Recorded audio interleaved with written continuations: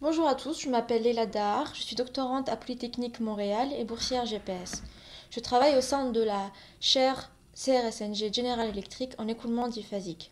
Mon domaine de travail est l'optimisation de l'oxygénation des eaux rejetées par les barrages hydroélectriques.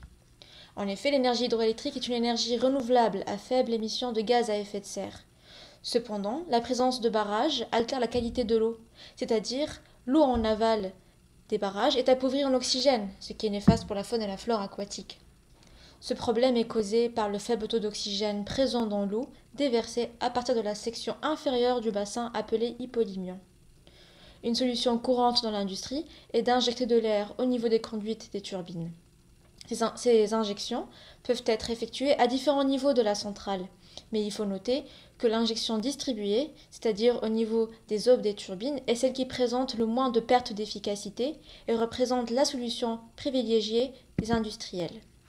Pour développer une telle technologie, il faut étudier les différents injecteurs à placer sur les aubes des turbines ainsi que les écoulements diphasiques générés par celles-ci.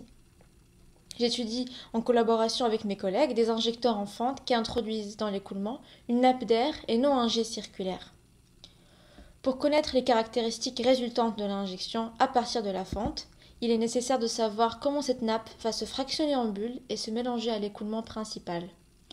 Aujourd'hui, on ne dispose pas des ressources informatiques nécessaires pour simuler convenablement cette fragmentation.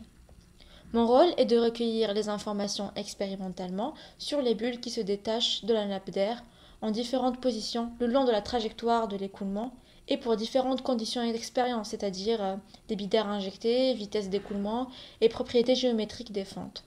Je peux alors retrouver à partir de cette base de données des corrélations et des lois de similitude qui régissent le développement des écoulements diphasiques étudiés.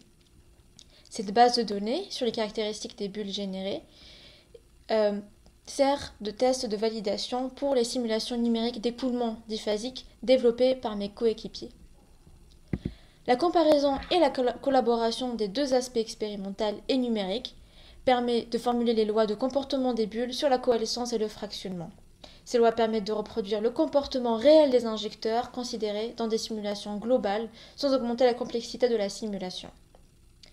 J'ai choisi ce sujet car il mêle plusieurs aspects comme l'environnement et la sauvegarde de la biodiversité, mais il y a également l'efficacité énergétique, les génoms sphériques et enfin les écoulements diphasiques. Merci pour votre attention.